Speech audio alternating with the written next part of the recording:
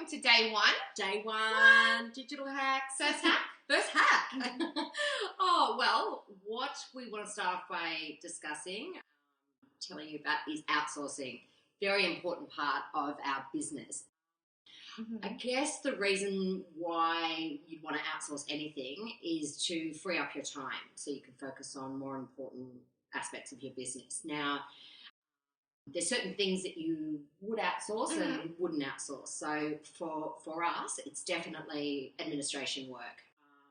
All the ad hoc and, or regular administration work that you get bogged down in the business. So we would recommend Upwork. Yeah, for sure. And I think the important thing to note is this is really so that you can free up your time so that you can concentrate on what you're an expert at. I think a lot of the time you think you have to be doing everything, and if you're not, then you're not a success. But I think it's about, making smart decisions about, I need to spend more time doing what I'm good at, which for me, is digital marketing. For Hayley, it's building websites, and leave those other, tasks like accounting and, the various other tasks that come with running a small business to, other experts.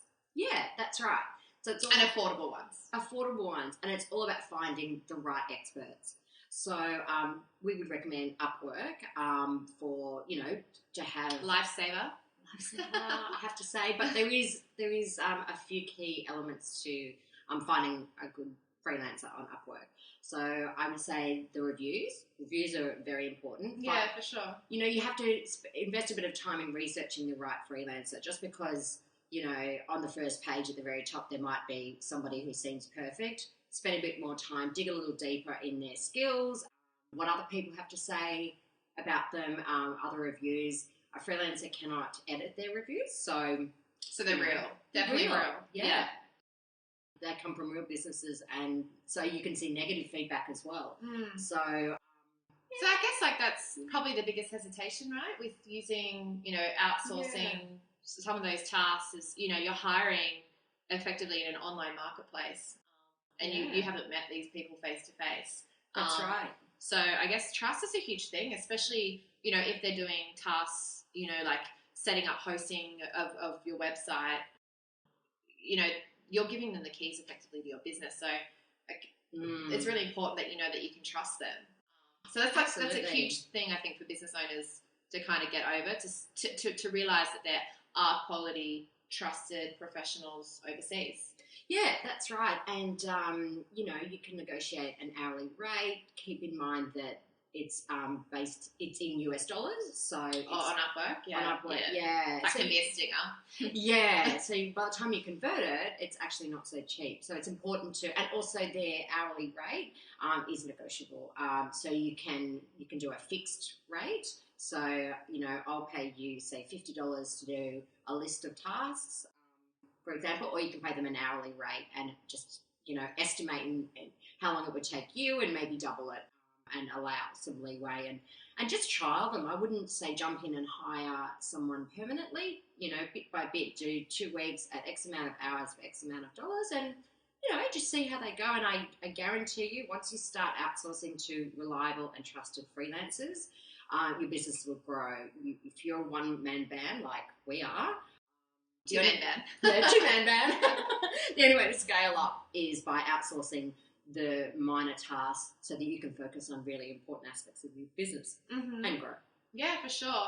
And so, in terms of knowing that they're doing the work that you set, Upwork has some good monitoring tools, and you can actually see the work that they're doing. Or so at the start it might be a little bit micromanaging, so don't like to do that. But, if it's your business, it's important that the tasks, especially if you have previously been doing the task, which I always recommend before handing over, a project or a task. As the business owner, you should always have a really good idea of what's involved with that task, and that typically means doing it yourself and starting out so that you actually know the time that it should take. And what's involved.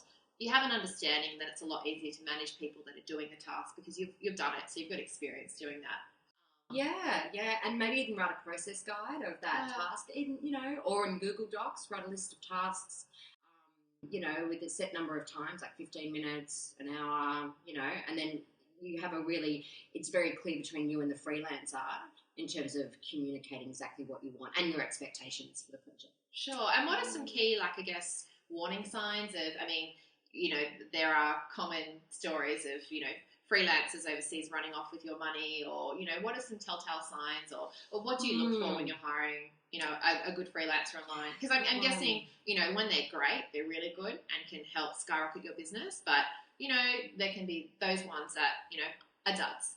Yeah, some red like flags. Anywhere. Yeah, for sure. Red flags would have to be poor communication because, you know, they are overseas. There could be a time delay. So after taking that into consideration, if they haven't gotten back to you within a day or two, that would be a red flag because once you've approved their contract and once they've started logging time, you are liable to pay for those 5 hours that you've committed to. Yeah, for sure. And they have to prove their work by taking screenshots as they go along. It's a very good platform. Yeah. The other thing I wanted to mention is location. It might be tempting to hire someone from, say, India or Pakistan, or where the prices are lower. Prices are lower, yeah. It's sort of dirt cheap. I would prefer to outsource to Asian countries such as the Philippines. They're only 2 hours behind. Beautiful. It feels like they're online the same time as you are, so you know that you can lean on them a lot more. So there's like an instant chat messenger feature, right? So you can love that. You can ask questions, and, you know, which is probably not the best for your workflow. Like, I would recommend getting all your tasks, but it's good for one-off questions.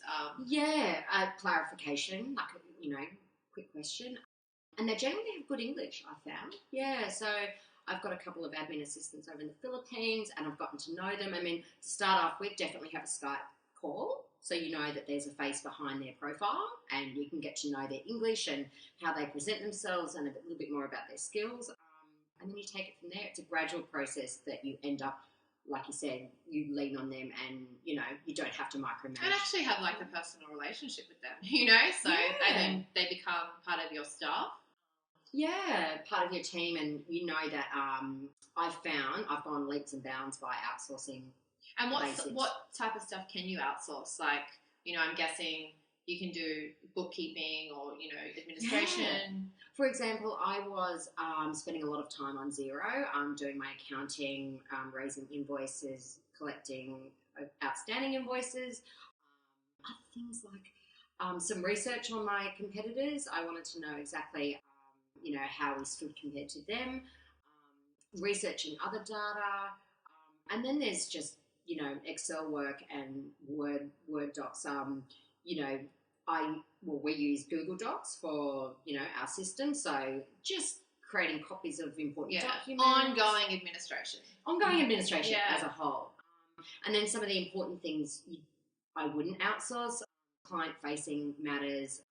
Because that's your brand, ultimately. Yeah. You'd have to really trust someone, I think, to hand over your clients and the direct relationship with the client. Yeah. And, you know, who knows? We might get over to the Philippines and meet them sometime. You know? For sure. And, you know, I think the other important thing to note is, you know, that they are people, and if they know kind of what the goals and the motivation, you know, is behind the business, so including them as much as possible, rather than just treating them as, I like to call it like a clicking mouse. So, you know, do this duty, do that duty. Like, you're never going to establish like a great rapport and relationship if you're constantly, you know, managing tasks in that way. I think, you know, giving a bigger sense of, you know, what is the point of this task and how does this interplay or contribute to the larger picture of the business. I think it's important. Like, I guess a bit of accountability helps with motivation and feeding back results, that sort of thing. And then how about, you know, working with, you know, small businesses in Australia? Obviously, that's something that we do as well, and we love to support Australian businesses. So how do you kind of ascertain what things, you know, to look for a freelancer overseas, and what things, you know, should be handled in Australia? Or, you know, we love Australian businesses. We are one, and we want to support them as well. So sometimes I think there can be maybe a stigma attached with going overseas. There definitely is. I think it has a bad stigma, but don't forget, with overseas freelancers, you're actually supporting them, and it's the hourly rate that you would pay them is actually really high for them, and supporting their families and doing good for them. And then there's key aspects that you wouldn't outsource overseas. For example, I have a virtual assistant who is in Brisbane. I'm in Sydney. and she does a lot of client-facing work for me, and I know her. I've established a relationship with her. I trust her with my brand and to communicate effectively. I know that she can be relied upon, and obviously there's no time difference, and I pay her a very, very decent hourly rate. Yeah, for sure. So I feel good about that too. Maybe getting that balance right, Yeah. and that balance right, looking at your bottom line and the budget that you have, and working out what's the best way to scale your business. Because this is why this is our number one hack, because without relying on other people, you just can't scale. There's only so many hours in the day, and I know Beyonce can achieve a lot more in the day, but, for, the standard, mums and or this might be, you're starting a business as a side hustle, so you're also working full time, and that can be difficult to manage. So you need to pinpoint those key areas that you can get assistance with. Yeah, I'm a busy mum to three. My 3 kids are under 5, so I'm also running a business. My husband runs a business. There's physically not enough hours in the day to cover it all. So sometimes it's about, not controlling everything, but having control of your staff and making sure they're doing a good job and leading to that. If you want to scale up. Yeah. So hack number 1. Get on Upwork and outsource. There you and go. grow your business. Let us know how you go in the group. See you tomorrow. Bye.